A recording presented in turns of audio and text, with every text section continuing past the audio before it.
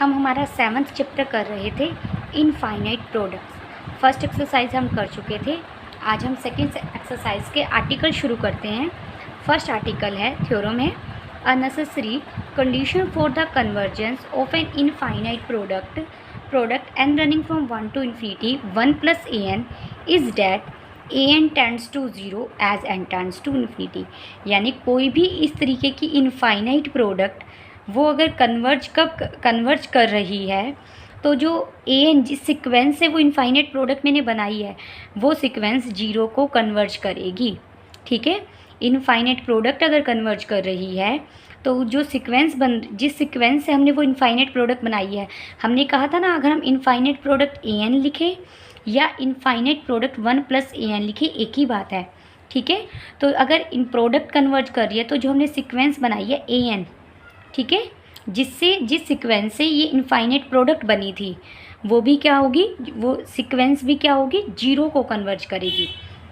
हमने माना infinite product है वो कन्वर्जेंट है तो किसी एक फाइनाइट नंबर को कन्वर्ज करेगी, लेट इट बी p, कि ये प्रोडक्ट p को कन्वर्ज कर रही है। कोई भी इनफाइनाइट प्रोडक्ट की कन्वर्जेंस के लिए हम क्या करते थे, जो उसकी पार्शियल प्रोडक्ट्स का वो होता था सीक्वेंस, पार्शियल प्रोडक्ट्स की सीक्वेंस अगर कन्वर्जेंट हो तभी कोई इनफाइनाइट प्रोडक्ट कन्वर्ज करती थी। इसका मतलब क्या हुआ कि जो ये सीक्वेंस है Pn is a sequence of partial product of infinite product, then ये P को कन्वर्ज कर रही है। अगर किसी को ये नहीं पता तो आप मेरी फर्स्ट वीडियो देखिए, वहाँ पर आपको ये चीज़ क्लियर हो जाएगी। ठीक है, Pn limit n tends to infinity is equal to P लिखिए, या फिर limit n tends to infinity, क्योंकि n इन्फिनिटी को टेंड कर रहा है तो n-1 भी इन्फिनिटी को ही टेंड करेगा। ठीक है, तो इसकी भी कन्वर्जेंस P होगी। यहाँ n की जगह आप n+1 n+2 भी लिखेंगे तो भी उनकी लिमिटिंग वैल्यू P ही आएगी। Now Pn divide Pn-1, Pn क्या है, सीक्वेंस है पार्शियल प्रोडक्ट्स की। ठीक है ना, Pn में पहले n फैक्टर्स आएंगे और Pn-1 में पहले n-1 फैक्टर आएंगे, आपस में कट जाएंगे, सिर्फ nth फैक्टर बचेगा। Taking limit on both side, इसकी लिमिट भी P, इसकी लिमिट भी P, और इसकी लिमिट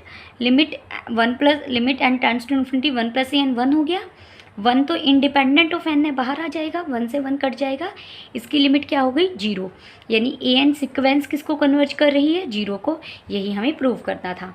ठीक है, the converse of above theorem need not be true, लेकिन कन्वर्स ऊपर वाली थ्योरम का होल्ड नहीं करता कि अगर कोई सीक्वेंस कन्वर्ज कर रही है 0 को तो उसकी डेफिनेटली इनफाइनाइट प्रोडक्ट भी कन्वर्ज करेगी। an एक सीक्वेंस ली 1/n that is converges to 0, but इनकी इनफाइनाइट प्रोडक्ट डाइवर्ज कर रही है, हमने इस एग्जाम्पल में करके देखा है। नेक्स्ट हमारा है general principle of convergence of an infinite product. General principle of convergence of an infinite product बहुत इजी है। अगर किसी बच्चे को जनरल प्रिंसिपल ऑफ कन्वर्जेंस आता हो, जनरल प्रिंसिपल ऑफ कन्वर्जेंस हमने 2.4 एक्सरसाइज में किया है।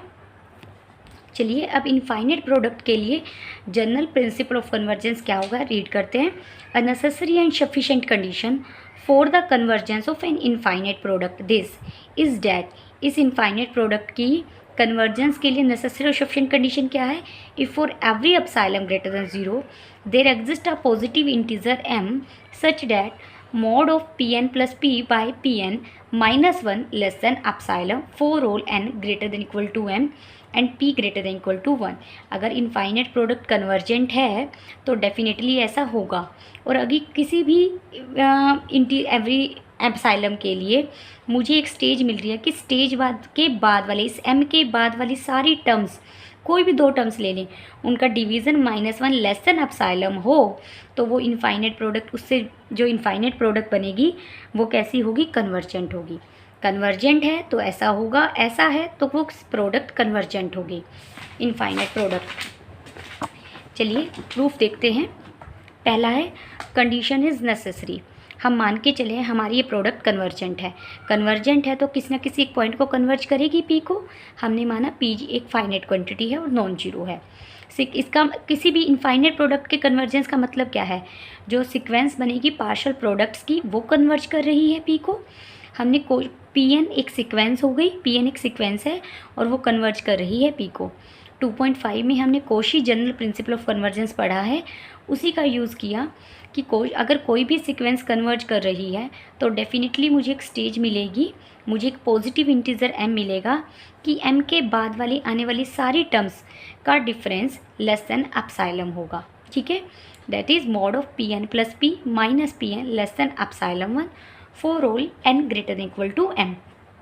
हमने दोनों तरफ पी एन से डिवाइड कर दिया, that is P n plus P by P n minus 1 less than epsilon. Epsilon by mod of P n एक क्वांटिटी है जिसे मैंने एप्सिलॉन बोला। ठीक है, सफिशिएंट पार्ट देखिए, for every epsilon greater than 0 हम मान के चलें ऐसा होल्ड कर रहा है।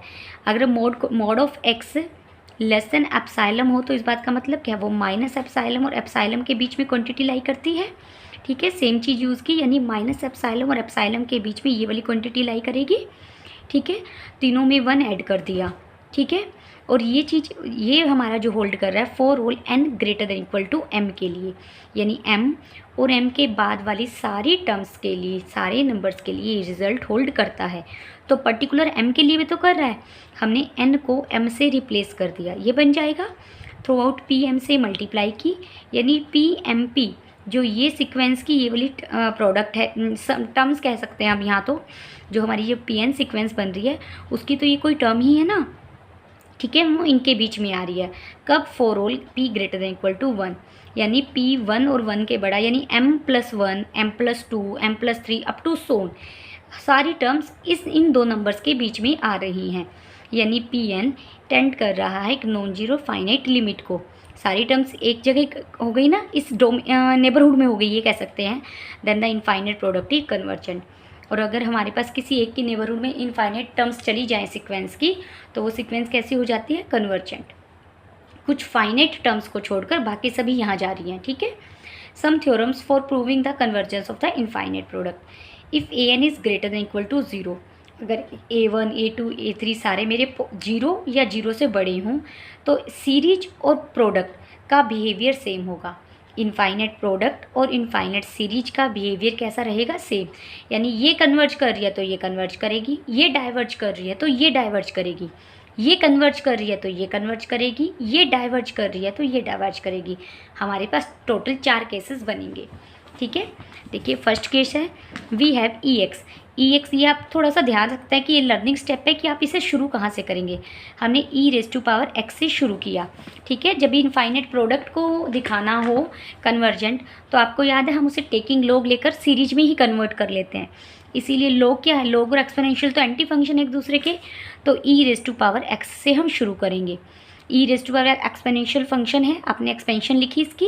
देखिए e raise to power x है क्या, 1 प्लस एक्स में कुछ क्वांटिटी ऐड हो रही हैं। अगर मैं इन क्वांटिटीज़ को रिमूव कर दूं तो 1 प्लस एक्स से तो बड़ा है ना e raise to power x, सिर्फ इन दो के जोड़ से तो बड़ा ही आएगा, क्योंकि कुछ और जोड़ने पर e raise to power x मिल रहा है। यानी 1 plus x less than equal to है e raise to power x for all x greater than equal to 0 के लिए। ठीक है, अगर मैं x को पर्टिकुलर a1 ले लूँ तो ये बन जाएगा 1 plus a1 less than equal to e raise to power a1। अगर मैं x को a2 ले लूँ तो ये बन जाएगा 1 plus a2 less than equal to e raise to power a2 up to सोन।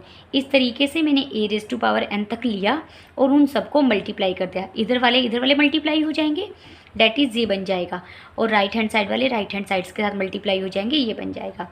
ये तो बेस सेम है, पावर में आ जाएगी सारी चीज़। ठीक है, अब यहाँ पर स्टॉप किया, शुरू किया। हमें पता है a1 plus a2 plus an quantity इससे तो कम होगी।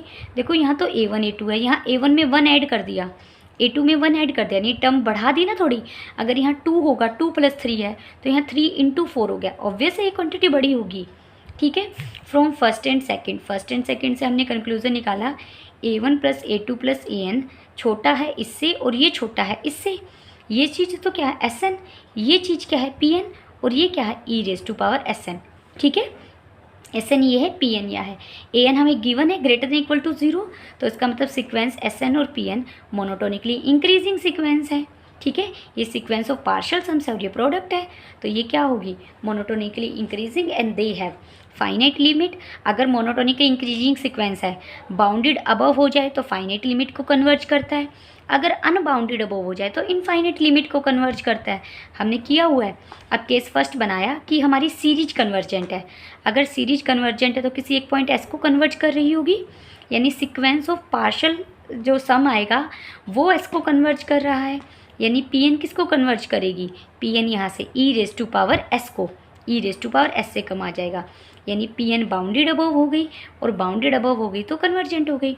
यानी पी एन तो किसी अगर प्रोडक्ट से जो सीक्वेंस बनी है वो कन्वर्जेंट हो जाए तो यानी इनफाइनाइट प्रोडक्ट कन्वर्जेंट हो जाएगी। केस सेकंड है, हमने समीशन ए एन को डाइवर्जेंट लिया, यानी इसकी लिमिट क्या आ जाएगी, इन्फिनिटी। अब इतने वाले पार्ट का यूज़ करेंगे कि पी एन तो एस एन से बड़ा है, इसी की लिमिट इन्फिनिटी है तो इसकी लिमिट भी क्या जाएगी, अनबाउंडेड अबव इन्फिनिटी जाएगी। ठीक है, और अगर इसकी लिमिट इन्फिनिटी जा रही है तो ये क्या रहेगा, डाइवर्जेंट। केस थर्ड है, when product this is convergent. अब प्रोडक्ट को हमने इनफाइनाइट प्रोडक्ट को कन्वर्जेंट लिया, अगर इनफाइनाइट प्रोडक्ट कन्वर्जेंट है तो यानी पी एन कन्वर्जेंट है, और हमने कहा वो पी को कन्वर्ज कर रहा है, लेकिन एस एन तो पी एन से कम है, यानी एस एन पी से भी कम होगा तो एस एन भी बाउंडेड अबव हो गई, और बाउंडेड अबव हो गई मोनोटोनिकली इंक्रीजिंग हम पहले कह चुके हैं, तो हैंस कन्वर्जेंट, तो सीरीज कन्वर्जेंट हो गई। अगर इनफाइनाइट प्रोडक्ट डाइवर्जेंट होगी तो इनफाइनाइट प्रोडक्ट डाइवर्जेंट का मीनिंग क्या है कि पी एन डाइवर्ज कर रहा है इन्फिनिटी को, यानी e raise to power s n तो ग्रेटर देन है पी एन से, e raise to s n infinity को टेंड कर रहा है, तो यानी as n tends to infinity, e raise to infinity तो इन्फिनिटी होता है, यानी पी एन भी किसको, सीरीज भी किसको डाइवर्ज करेगी, इन्फिनिटी को। ठीक है, यानी इन सीरीज और प्रोडक्ट इनफाइनाइट प्रोडक्ट का बिहेवियर सेम रहेगा। ठीक है, उसके बाद ये एक या दो एग्जाम्पल हैं, ये आप रीड कर लेंगे, नेक्स्ट लेक्चर में हम यहाँ से स्टार्ट करेंगे।